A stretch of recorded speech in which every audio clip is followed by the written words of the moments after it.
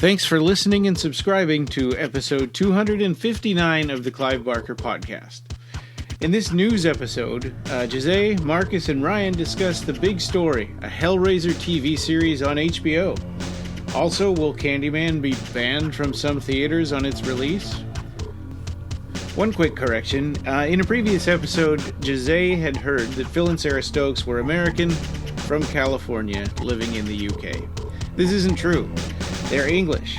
More often than not, in our enthusiasm, we'll make some errors. So if you hear one, please let us know. Thank you, Phil and Sarah, for the correction. We're really excited about this sponsor. This episode is sponsored by Dark Regions Press, a one-stop publisher and bookseller of Clive Barker and many other great authors.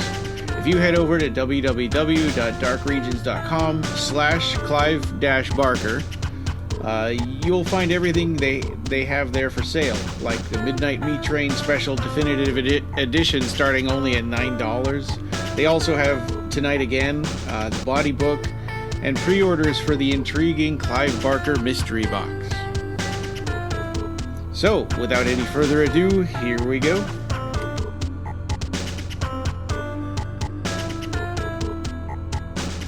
Alright, well, welcome. This is episode 259 of the Clive Barker Podcast. Today we're hosted by Jose. Hi. And Marcus. Hello. And I'm Ryan. So this is a news episode, and today the big news, the big Clive Barker news. You know, it seems like there's always at least one thing when we do a news episode. And the big Clive Barker news is the announcement of the Hellraiser TV series for real this time. Yeah. Fingers crossed. Yeah. So it seems like HBO is going to do it, right? Yeah. Yeah, and this time it's not announced by Larry Cuppen with that stupid art with the remote control with the push pins in it. Yeah. The same image, yeah. Yeah. Well, it seems like if you go back to last year, and last year there was an article that came out on Deadline, and they said, I think it was June of 2019, it said something like producer Roy Lee and Ready Player One producer Dan Farah have positioned themselves to bring the small screen for the first time Hellraiser. Yeah. And so they ended up joining forces with the guy you were just talking about, Lawrence Kupin, because he is, the rights holder. So these producers joined forces with Lawrence Kupin, David Salzman, and Eric Gardner, who have controlled those TV rights since New World was sold in, I think, 1989. And I think they were bought by Transatlantic Entertainment, which was a consortium of lawyers and producers or whatever. I haven't really done a lot of investigation on Transatlantic, but they were the guys who made Hellraiser 4. And so Deadline reported that deal was done June of last year. And so now they're saying that HBO made a deal with Halloween Helmer David Gordon Green, set to direct the pilot. And they already got a lot of information on the article, right? They got writers and everything. And they said the pilot and possibly other episodes too, I think. Yeah, and it looks like Michael Dougherty will be maybe the showrunner of sorts, or it doesn't really say, but just having such a high-profile director, knowing that he was working on the Nightbreed show for Sci-Fi, and we haven't heard anything from that except for what Clive let slip last year. Yeah, at a convention, right? He said something about that. Yeah. So it seems like the series will be written by Mark Verheiden, who worked in Battlestar Galactica, the remake, the Daredevil TV show on Netflix, I think, was it? Yeah, that was a Netflix show. And Michael Dougherty, like you said, he's also going to be writing. And he wrote Godzilla King of Monsters, and you're a big Godzilla fan, right, Ryan? Yeah. And that was a I know you didn't like it, but I thought that was an awesome Godzilla movie. Yeah, I liked it. But he's also written and directed Trick or Treat and Krampus, which are both really, really wonderful holiday genre films, if you guys have seen them. No. Yeah. Trick or Treat is a Halloween classic. You have to see it. And Krampus is a Christmas, kind of in the vein of Gremlins-esque, but it's really good too. I think I saw Krampus. Yeah, it's got Adam. What's his name? Yeah, Adam Scott, Tony Collette. Yeah. Adam Scott, famous for being in Hellraiser Bloodline. Yes. Yeah, I saw that movie. It was really, really good. I don't know about Trick or Treat though. Trick or Treat is his best film in my opinion. It's an anthology film where at the end all of the shorts or all the different stories come together and tie into a perfect little bow at the end. It's really, really great. That's cool. Yes. So it says here that all of them will also be executive producers alongside Farah Films' Dan Farah, the guy who made the deal with Lawrence Kupin. Vertigo Entertainment, Roy Lee, along with Lawrence Kupin and David Salzman, and Panacea Entertainment's Eric Gardner. So that's a lot of producers, but I guess we're still good because if you remember Star Trek, the TV show, I think, has like 21 producers or something. Wow. Yeah, it's either Picard or the Star Trek. Yeah. Well, this show even has the Rough House pictures, too. So you also have not only David Gordon Green, but Danny McBride and a whole host of others. Yeah. Executive producers, Danny McBride, Jody Hill, Brandon James. Wow, that's a lot of executive producers. Let's hope that this doesn't mean there's going to be too many cooks in the kitchen. Well, it seems like, though, that's definitely a concern. But it seems like maybe Michael Dougherty and Mark Verheiden are probably the like I said, maybe they're like the showrunners, and I don't know, but well, it's exciting. I mean, we don't know what it's going to be like, but it has to be better than Hellraiser, like Revelations, and which isn't saying much. Yeah. But the fact that we have 2 Hellraiser projects in the works makes me really hope that one of them will finally come to fruition. Because we get show announcements all the time, being Clive Barker fans, and nothing ever comes to fruition. So hopefully these 2 will. And if it was like an anthology series, that would be cool. And I was thinking, I just thought about this, but if like Hellworld was a half-hour anthology episode, you would forgive. You would forgive the premise wouldn't be that bad, and you'd kind of forgive it. Definitely, but with it being stretched out to full feature length and having it really stretched out the plot to the point where it was horrible. And you just kind of feel that perhaps the franchise is out of ideas. But then when Seraphim was doing the Hellraiser anthology comics, that really reinvigorated my perception that maybe there are still stories to tell. So if it is an anthology, it'd be really cool if it was something like that. Yeah, they could bring in like Nicholas Vince, because since he helped write the Hellraiser comics. Yeah, definitely. Well, if they want to fly him over from England, that would be great. Says Pete, here, or Pete Atkins, right? Yeah, that's exactly what I was going to say. Yes, yeah, definitely. They say that one of the things that makes me a little more, happy about this and excited, says that this is by no means a remake, but rather assumes the past mythology to be a given. Yeah. And then it says, expect a revisit from Pinhead, the merciless leader of the Cenobites. The formerly humans turned demons that live in an extra-dimensional realm and are activated through a puzzle box called the Lament configuration. So they got that stuff right. Yeah. Yeah. Well, it's funny, though. Whoever wrote that is like probably obviously didn't see every single Hellraiser movie because they don't even all make sense with each other. So we can expect that Pinhead will be back. It's unclear at this point, what they're going to do, especially if they're going to recast him, if it's going to be the same Pinhead we know. There's a good chance it's going to be similar to what we know, similar to the Doug Bradley Pinhead, even though I'm not sure if Doug Bradley is going to be available for this. I don't know if they're tapping Doug Bradley for this. I mean, Doug Bradley is just coming out of, some health-related issues and some surgery that he did over some cancer, that tumor that he had.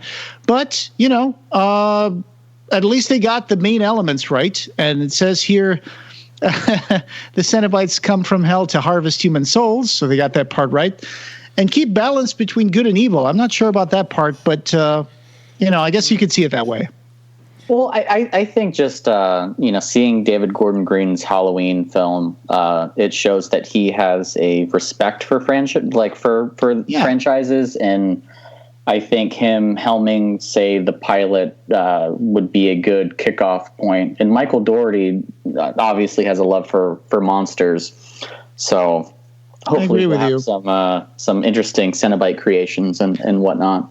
The Halloween movies did make a good bridge, a good continuation of the original movie. I think so. They respected the original material. They didn't respect the sequels, but that was actually a good thing because some of the sequels just went a completely different way where they just kind of wrote the whole franchise into this weird quagmire of things with the whole thorn curse. So it was nice to see them go back, and they did manage to emulate the original feel pretty well. They established a good continuation of the same kind of vibe.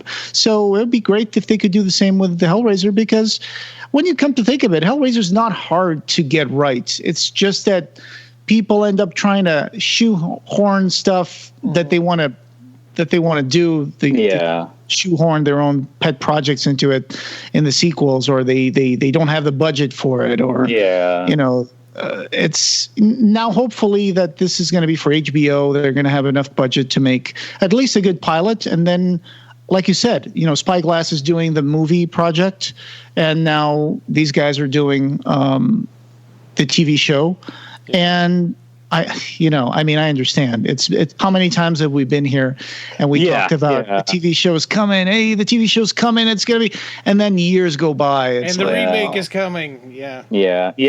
But I mean, we've had Weave World and Imagica and Great and Secret Show and just all these different announcements, and in Nightbreed, you never hear from them again. But Weave World was even announced for Showtime like 10, 15 years ago. Yeah, and it is.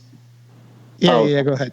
I was just going to say, in regards to the film, hearing David S. Goyer wasn't necessarily a very exciting thing to hear. Yeah. And now that he's kind of taken a backseat, because originally it was that he was going to write and direct, and now we have a different director, which is a more exciting choice. But this sounds far more interesting to me personally than, say, the film, just because I like the people who are attached to it. And it's at HBO, so, hopefully the sexual aspects and the violence aspects won't be toned down. What do you guys expect from this if they do come out with a pilot? What would you like it to be? What do you expect from this? Do you expect them? Do you want them to go back to the original story? Do you want it to be an anthology? What would you like to see more of developed in the mythology for this show? I'd like to see a Harrower's plot. So then if it's a recurring series, like if it's a continuing storyline, then I think the only way you could go really is Harrowers. Otherwise, people are just escaping with their lives over and over again. I don't know. Yeah. You fall into the trap of it just kind of being a weekly thing of who's going to open the box next, and the same kind of. It's almost like a crime procedural or whatever. Yeah. Right. Uh-huh. So you don't really want to fall into that. An anthology definitely is appealing if done right. But something more. Yeah, the Harrowers would be a very interesting way to go, and that would be more sustainable as a show, and in further seasons. And then you could possibly even go maybe the Scarlet Gospels route if it had enough viewership. That's what I was going to say. I would like to see not just Cenobites coming in from hell into our world. I would like to see some people actually going into hell. Yeah. And I would like to see more of hell in this whatever they call hell in this TV show.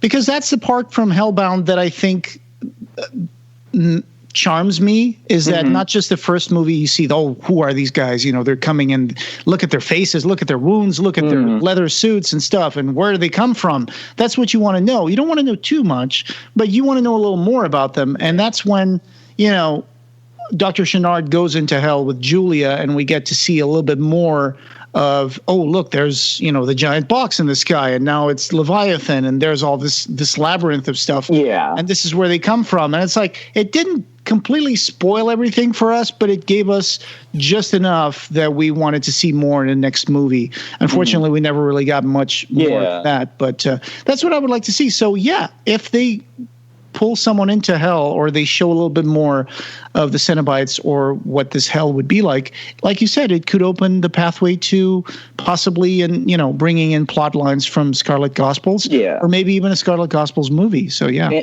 And again, that's not something that you'd want to do, the first season out. That's something that, if you were to do an entire, a series arc, that would be a really interesting, way of rounding it out of, starting more in the real world, and then slowly getting these glimpses of hell, and then eventually going to hell, and going down that rabbit hole, if you will. Kirsty, I think a good way to Harry D'Amour and Tiffany in the Harrowers. Oh, that'd be wonderful. Yeah. I think a good way to start that arc would be maybe, where does the box come from, or how does someone get the box, and what's in the story of the box? Not so much the story of the Cenobites, but I think the box would be a good hook into starting a series arc. Yeah, because the characters have to find the box, right? In the first episode or the pilot, and they have to open the box, and that's going to set off a chain of events. And so maybe the story of the box would be a great thing. Yeah, and David Gordon Green and Danny McBride. In relation to Halloween, it seems like they really liked, they like the minutia of franchises, and they like paying homages that only diehard fans will get. And, in these new these Halloween sequels, they're bringing in all the cast members from the very, very first Halloween, who were the kids when they were first making it. And so, if they were to pay that same sort of respect to, say, the first two Hellraiser films, that would be really, really fantastic. That'd be awesome. And I'd love to see cameos from all the Cenobites. I think somebody had brought that up. Was that you, Jose, on Facebook chat?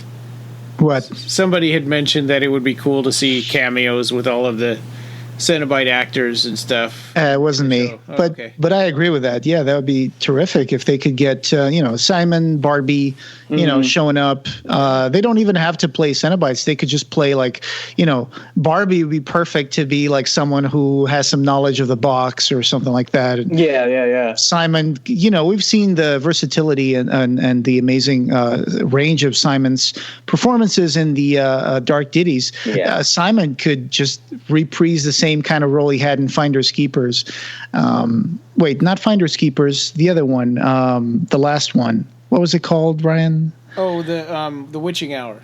The Witching Hour, yeah, because he plays that caretaker with the cloudy eye and stuff. Yeah, he could be like a puzzle guardian, right? Yeah, but Larry Coupin's got that locked down for himself. Yeah, yeah, and it's a good time to maybe send a message to Pete Atkins and say, "Hey, Pete, do you got Larry Coupin's phone number on your Rolodex? Maybe you should give him a call." I would love to see him come back and maybe write or direct an episode or something like that. That would be tremendous because he has that directing chops too. Let's not forget it. Yeah. And I know Clive had mentioned during that panel last year that it sounded like he was working with Michael Dougherty in regards to Nightbreed. So hopefully it'd be really cool if Dougherty and Clive had sort of a working relationship and they could convince Clive to come aboard on this too. Oh yeah. I think the reason why the Nightbreed didn't go through with Michael Dougherty is probably because little birdies have been talking about that there might be another Nightbreed project being developed with Morgan Creek. So you remember Morgan Creek? They decided to start developing some of their properties like Young Guns. Yeah, for a streaming service, right? Yeah. So that stuff is still ongoing, Okay. Little birdies are out there, and we can't say anything, but those things are being developed and still shop. Sci-Fi is not a great company to try to make a show from what I've heard. Yeah, they're notorious for making pilots and then killing it, and that being that, and never showing the pilot. So and just canceling series just halfway through or with no forewarning. Yeah, especially when they start becoming cult series and then they shut them down. Yeah, just when everybody gets really interested. Yeah. So yeah, well, this is very, very cool. Let's hope that fingers crossed that one of these projects or both of them can finally put Clive back on the mainstream and a household name and get fans out there with Hellraiser. I keep saying Hellraiser needs to take a break, but it's like it doesn't really need to take a break. What it needs is to be in good hands. It needs to be appreciated and respected. Yeah. And it hasn't for, going on 2 decades now. So and now the Weinsteins are out of the picture. So that changes things quite a bit, and it makes there's a lot more hope. Yeah, they're gonna do. Harvey's on Riker Island. God damn. Jesus. Yeah. Oh boy. Yeah. Anyway. Yeah. Well, and speaking of bad decisions. Universal or AMC theaters really shot themselves in the foot with this next one, didn't they? Oh yeah. Mm-hmm. Yeah. So seems like AMC. This is a news that's been making the rounds, and it's becoming a little more specific now that people are starting to talk about the projects that might get affected by it. But Trolls 2, right? Trolls 2. I think it was a sequel. Yeah. Not Troll 2, Trolls 2. It's about those little dolls with the big hair, right? Nilbog is goblin backwards. So it seems like because of the lockdown, Universal did a very short theatrical run of Trolls 2, but then they decided to test out putting it out on video on demand, VOD. Yeah. I don't think it went to theaters, to be honest. Did it? I think there was a very, very short theatrical run of the movie. Yeah. But then they decided to do that, and I think they made like $100 million or something on VOD. So, and usually it's a split 50-50 with the theaters. So this time they got to keep most of that money. Yeah. And so they were announcing that, hey, we might think about doing this for some other movies. And And AMC didn't like that. So AMC, and I think I was told by someone, Catalina from Little Spark Films, that Regal is also not going to carry like Universal movies or something. Holy crap! Are you serious? I think Regal came out and said that wasn't true. Okay. All right. Good. That's the only theater I have is Regal. Yeah, but this pandemic is showing us that it's going to be a whole new world in many, many ways, including how we experience films. I don't think anyone, when this is over, is going to be rushing to the theater anytime soon. And and it's interesting though. I mean, the reason I'm saying that they shot themselves in the foot is it seems to me that as soon as people do start going back to the theaters, they're going to want as much stuff as they can get and as many movies to advertise, and to say like, oh, we're going to ban this little company called Universal, it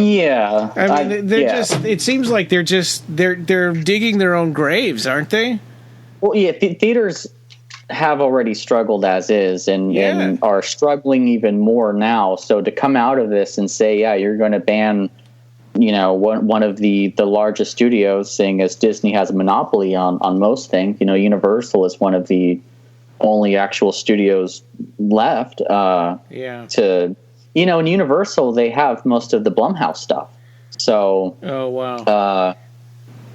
And the reason that this ties in, of course, is Candyman is a Universal movie. Yeah. So it's going to be Candyman won't be screened at AMC theaters if they stick to their word on this, which seems to me an emotional decision, instead of a financial decision. It seems like a really stupid move.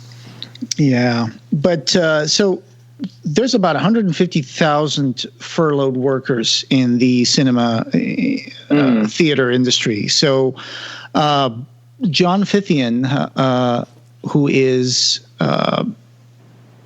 the chief of the National Association of Theater Owners, was pretty concerned, and he did say that because of this Trolls World Tour on Demand play, he said that exhibitors will not forget this. But at the same time, they were talking about, do you think this is going to become a thing? Do you think this is going to be a permanent change to certain, to distribution for movies? And I think the consensus on that, not just, by movie theater owners, but other people, is that, this is a very special time. There's a lot of special conditions that made this happen. Yeah.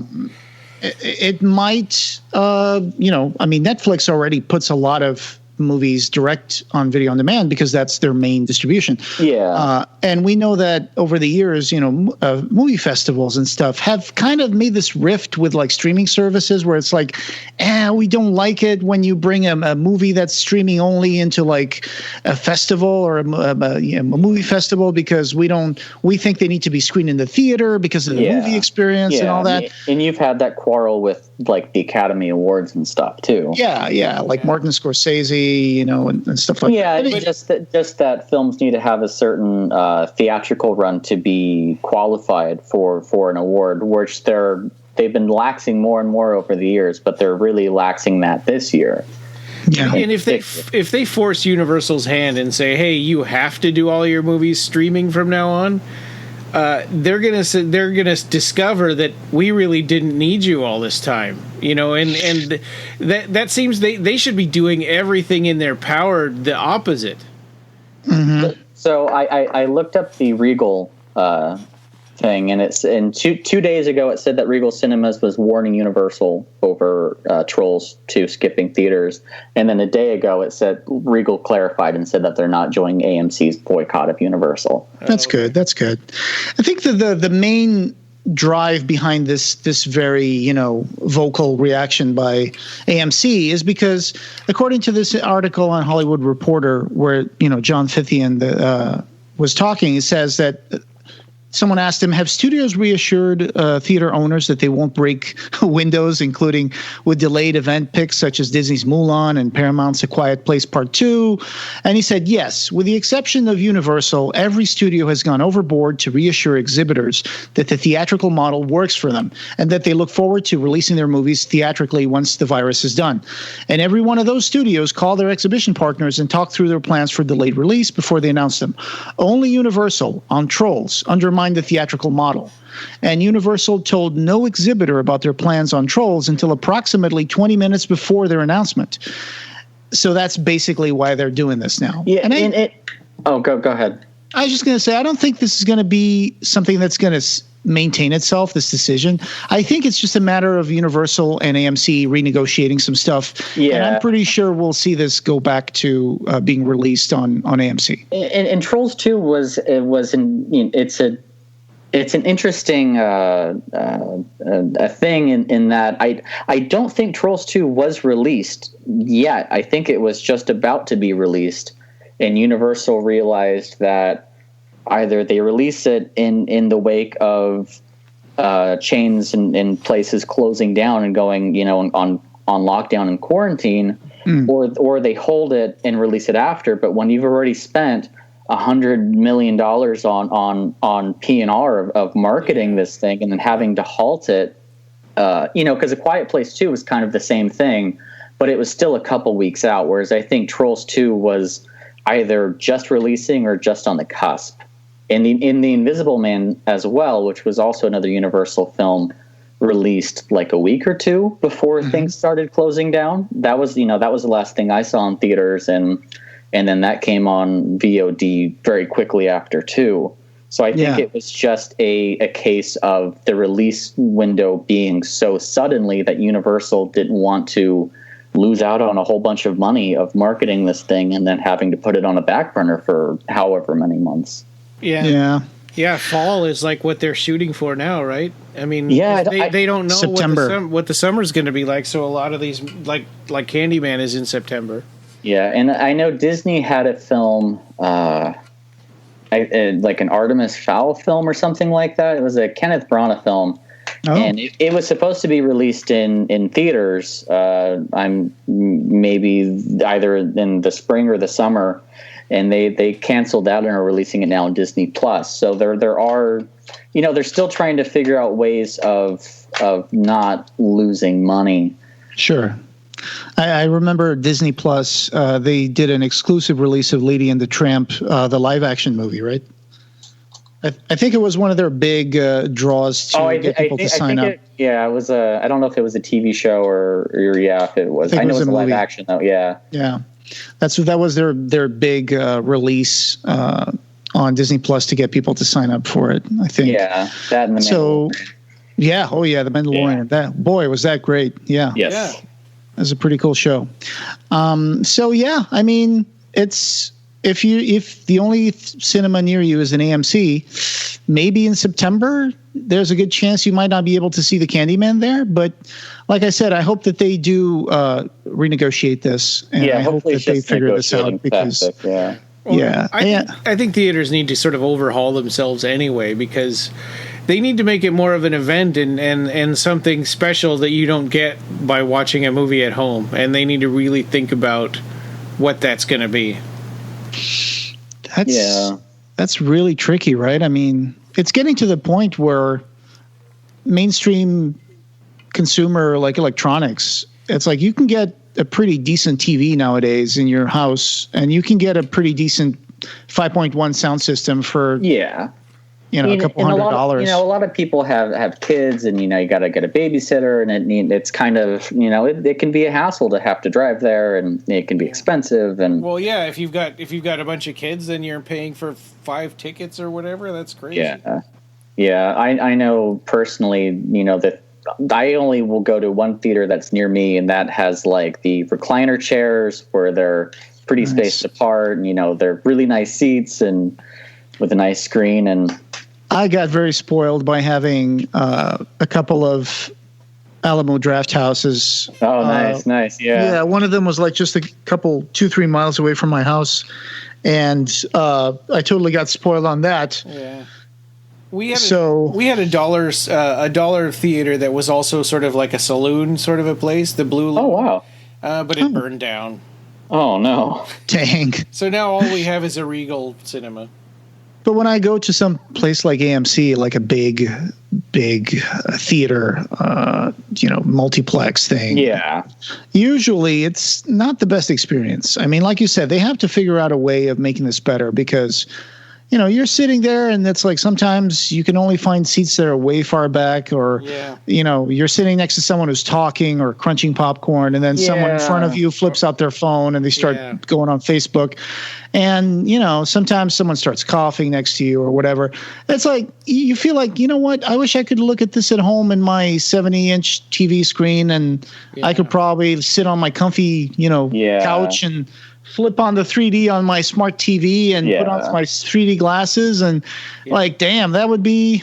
And now here I am looking at things like, And if I have to go to the bathroom, I can pause it.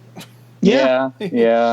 So it's becoming really tricky to have a good experience in multiplex theater nowadays, unless you're going for that gourmet experience at a dine-in theater place or whatever. Yeah, where it's like that's the best. I think that's the best direction they should go. Yeah. I mean, the concession stand food is a scam. Oh yeah. You don't like the Oscar Mayer hot dog? $20 for hot dog. A watery Coke and like a giant bucket of popcorn. $20 for the movie ticket. Yeah. Well, they've historically that's always been where they get the most money is the concession stand, right? Yeah. Well, now our movie theater, they have this big box office window and there's nobody in them because they rerouted all of their ticket sales to the concession stand. So you got to stand in line with all these people buying popcorn and crap so that you can get your tickets. That sounds like a terrible idea. Yeah, it makes me want to go even less. I wonder if that Regal's going to even survive this coronavirus. Right on. Yeah, there's a Regal that's probably a mile away from my house, and I haven't been there in 6 or 7 years just because there's a theater that's a bit of a drive, but it's a much better experience. Where you pick out your seats online. Like I said, the seats aren't even really they're pretty spaced out because they're like these large reclining chairs, and that's so cool. Yeah, and it's a bit more money and it's further away, but the experience is so much better than having to get to the theater early and try to find your seats in person and having to, like you said, sit next to people who are talking. Or I remember when I went and saw Us, I went to just a regular theater, and there was a young couple sitting next to me and Brenda, and they were more than making out, and it was really distracting. So, and I was like, and that's when I vowed, I was like, I can't do regular theaters anymore. Wow. Yep. So, in an interesting segue to where we spoke before, that Hellraiser is still alive and kicking. Yes. There is a trailer that came out from Little Spark Films, right? That our video friends. Our video friends. Yes. And they put out this trailer for, I think it's going to be a project that's going to have a series of commercials to celebrate the art of Clive Barker. And they're going to showcase a variety of configuration boxes available from Pyramid Gallery and configurationboxes.com. And they made little vignettes for each of these, little shorts. So it's looking pretty sweet. It's looking pretty good. Yeah, it's been really neat watching them grow and seeing all the new projects that they're getting involved with and stuff. Yeah, I dubbed the red box the Servants of Hell box. The Servants box. Yeah. I voiced Sherlock Holmes. Yes, I remember that. I dread people knowing that I did it because everybody's going to hate my accent. Like, hello, Watson. This is me. I'm Sherlock Holmes. And so I did that. And I recently did a little bit of a voiceover for the actual ending of the trailer. So It was like Joe and Catalina from Little Spark Films were messaging me saying, "Hey, can you do a little bit of a couple of lines here for the Hellbound Laments?" And I was like, yeah. Can you do it as Sherlock Holmes again? I was like, oh, geez, do I have to? It's just like, I'm just so self-conscious about my British accent. It's just terrible. But it's like, okay, I'll do my shot. So I did like 5, 6, 7, 8 takes, and I sent it to him. And I think they used one of those. So if you see the one with the red box, the Servants of Hell configuration, I'm going to play. I'm not playing in the movie, but I do the narration on the trailer. So yeah, cool. It was a great opportunity to do that. So yeah. And they are also having a preview screening. So as we're recording this, today is May 1st. Mayday. But so you're not gonna, we're not gonna get this episode out in time for you to see that screening. It happened on Saturday, but they're having an online preview screening, where you can watch the full movie of The Torturer, based on Paul Kane's short story, and with Paul T. Taylor of Hellraiser Judgment. So that's awesome. We'll have a link in the show notes, although I don't know what good it's going to do you. Yeah. This came on kind of short notice, and it's partly because we only have news episodes every 2 weeks, so every once in a while we get news for events that have already happened. Yeah, but hopefully you'll see the blog post that we're going to put, and I'm also going to share this on the Hellraiser official page, and I already shared this on our Facebook page. So hopefully between tonight, where we're recording this on Friday night, and between tonight and tomorrow, there'll be a few more posts up warning people to go see it. And hopefully you caught a glimpse of it. It's going to be available from 9 p.m. Central on Saturday to midnight. Yeah, I'm gonna be playing D&D. Actually, for the first time in months in person. I'll be playing D&D again. But so I'm gonna miss it. Which I'm actually kind of scared of that movie, honestly. I'm sure you'll be able to see it because we're in the production group, so I'm sure you'll be able to see that. Okay. Yeah. The torturer, this guy who, is just in this weird dark room, and he doesn't know why he's there. He doesn't know why he's being tortured. And there's, a guy called Varnado. He plays the torturer. Paul T. Taylor is the poor victim who doesn't know why he's being tortured. He knows that he's done something, but hopefully you caught a glimpse of this online preview, and let us know in the comments what you thought about it, and send some love to Little Spark Films. Yes, definitely. And Paul Kane is such a nice guy too. I mean, it's amazing how messed up this story the material is. Yeah. And if you're looking for the original book where this story came out, I think it is Nailbiters by Paul Kane. Yeah. Tales of Crime and Psychological Terror. It would be neat to get into, it's like this podcast occupies so much of our time, and I can't read anything that's not Clive Barker. But it would be neat to get into Paul Kane's books. I mean, we did do a couple, but it would be really neat to get into Paul Kane's books and Pete Atkins' books. I really want to start reading those too. Definitely. Yeah, I certainly have Pete Atkins' books, and we certainly have some copies of Paul Kane, so we should probably do some of that. Yeah. Because we're running out of Clive Barker books. Yeah. Yeah, well, and speaking of that, we will have that coming up around mid-June. We'll be joining Peggy O'Leary again, hopefully, for Abarat 3, Absolute Midnight. We've also got D is for Devil Rides Out. So we've been sort of struggling. Jose, you said that's on Shudder, right? Let's see. Or you think that it's on Shudder? You're pretty sure. I think it's on Shudder. So Devil Rides Out. Okay, let me just make sure while we're doing this. All right.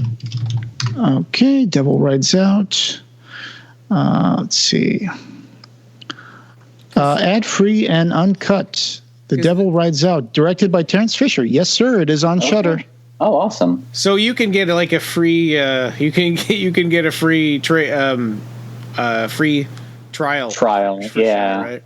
So now, I think you can get a 30-day free because of the COVID-19 pandemic. Yeah. If you use the code SHUTIN, that's SHUTIN. SHUTIN. I'm putting that in the show notes. I don't know if it's still available, but that's what I was told a couple of days ago. Okay. Well, that'll be good. So I've never seen that movie. From the description of it in Clive Barker's A to Z of Horror, I'm not actually super excited about it. It's a good one, I guess. It's got Christopher Lee. Well, I like Christopher Lee. Yeah, but the description of that author and his characters being so unrelatable, and it's a Hammer horror classic. Yeah. Yep. Also, if you guys like Hammer horror, you can go check out. Shout Factory has a channel where they keep streaming stuff every day, and they do stream a lot of. Space 1999, and they stream Hammer House of Horror. So TV isn't show. that like also a channel on like Tubi TV or something like that? Yeah, on Pluto TV. Oh, Pluto, that's what it is, not Tubi. And you can also go to Shout Factory TV, shoutfactorytv.com, I think. Yeah. Let me check. Shout Factory TV. That is shoutfactorytv.com. That's right. Watch full-length film and TV episodes online for free. Oh, well, that would be neat. Sometimes they play kaiju movies. Sometimes they play, Ultraman stuff. Yeah, It's pretty cool. Give it a try. It's also on Pluto TV, which is a free app that you can, if you have a smart TV or if you have a Chromecast or a Fire Stick, you can just install. TV. Yeah, I mean, we're not sponsored by them unless they want to send us a check. But all you got to do is just watch some ads in between certain stuff, and certain. But hey, you can't beat free, right? Yeah. So then also we're going to have more news episodes and we're working on lining out some interviews. So yeah, that's what's happening next. D is for Devil Rides Out. But also coming up next week we'll be doing returning to the Imaginer series with Imaginer 5 and 6, and having just read those, I'm excited about that one. That episode and those two. Yeah. Peggy O'Leary did the introduction for Volume 6, right? Yeah, the afterword. The afterword. Yeah. That's cool. And she took the photo, the author photo. Yeah. At the end. Wonderful. Yeah, those are going to be great. Again, it's the best stuff to do now that we're stuck in the house. as I'm recording this, Ohio has extended lockdown until May 29. They're going to start opening things a little bit on May 1st, and then May 12 they're going to open up some restaurants and other businesses. And I don't know what's the deal with Alaska and with California, but it seems like you guys have also started opening some stuff, and then you started closing some stuff again. And it's like we're still dealing with this pandemic as we record this. Everything's in limbo. It's all up in the air right now. We don't know. And for you future listeners of this, I hope you guys are laughing it up now, saying, remember those days when we were stuck in the house? Finally. I hope years from now we're going to look back at this and be like, hey, I just got COVID-19 the other day and I beat it in 4 days because I had the vaccine or something. Yeah, that'd be nice. So just stay home, keep it safe, and this pandemic having no beginning will certainly have an end. God. I was afraid you were going to say we'll have no end. Yeah, so was I. Yeah. You can find the show notes for this episode and join the discussion over at www.clivebarkercast.com. We've got an archive of past episodes, news, features, and reviews, along with all the ways you can connect with us. You can subscribe on every other place you can find podcasts. Share your thoughts with us and share our podcast with your friends. The Clive Barker Podcast, or BarkerCast, is an independent editorial podcast and news blog that's not affiliated with or under contract by Clive Barker or Seraphim Inc. This is a labor of love by the fans for the fans. Thanks for listening.